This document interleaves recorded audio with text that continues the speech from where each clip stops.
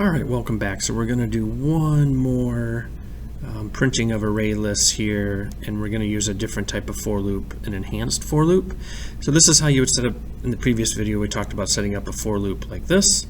What we're going to do instead is we're going to go ahead and, it's another for loop, but it looks like this.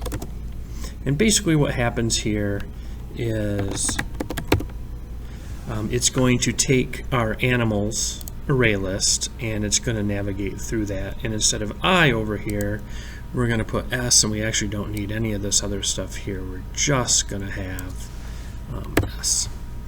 And so what happens is, the way the enhanced for loop works, it is a string.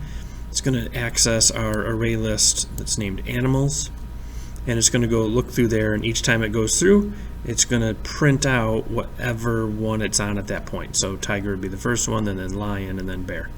So it's just going to go through there and then print those. All right, let's tidy this up a little bit here too. All right, so let's go ahead and run this. And there you go. There's your tiger, lion, and bear. So it's very simple, pretty straightforward.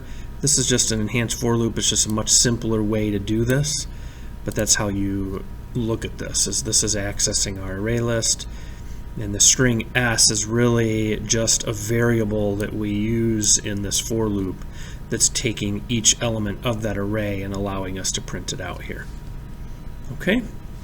All right, hopefully that helps you with your coding. Just a quick video here today, so good luck with your coding.